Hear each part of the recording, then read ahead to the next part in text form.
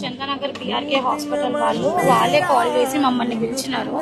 RBL లో ఉన్నప్పుడు Madhu sir అని చెప్పేసి పుట్టమరు ఏమంటారు శ్రీనివాస్ యాదవ్ కి అల్లుడు అనమాట. 18 lakhs అయిందండి అందులో. కానీ 1 రూపీ కూడా తీసుకోలేదు అసలు మా దగ్గర నుంచి.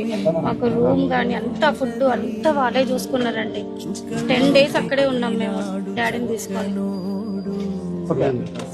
అంటే ఇప్పుడు ఇండస్ట్రీ నుంచి ఏమన్నా ఎక్స్పెక్ట్ చేస్తున్నాను అంటే ఇండస్ట్రియల్ సపోర్ట్ కోరుకుంటున్నారు. ఇప్పుడు సపోర్ట్ కావాలని కోరుకుంటున్నామండి, ఎందుకంటే ఇండస్ట్రీ నుంచి ఏం రాలేదు కాబట్టి.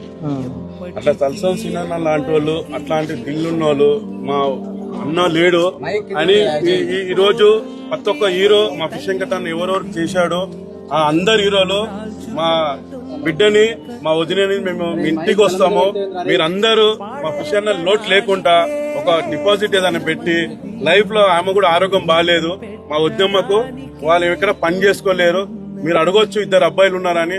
వాళ్ళ 2 అబ్బాయిలు వాళ్ళ జీవితాలు వాళ్ళు ఉన్నారు, మాకు గ్యారంటీ లేదు. మా కూతురికి మా వదినేకు మీరు హీరోలు ప్రతి ఒక్కరు హెల్ప్ చేయాలి. ఇట్లా తలసాని శ్రీనాన్న ఒక 18 lakhs 1 రూపాయి కూడా వాళ్ళని తీసుకోవద్దని వాళ్ళ అల్లుని చెప్పి పెద్ద హెల్ప్ చేశాడు. తలసాని శ్రీనాన్న మీలాంటి దిల్లున్న వాళ్ళు ఎప్పుడు మీరు లైఫ్ లాంగ్ లో 10,000 ఉండాలి, ఇలాంటి వాళ్ళు మీరు ఆదుకోవాలన్నా అని మాకు థ్యాంక్స్ అన్న. మీరు ఎప్పుడు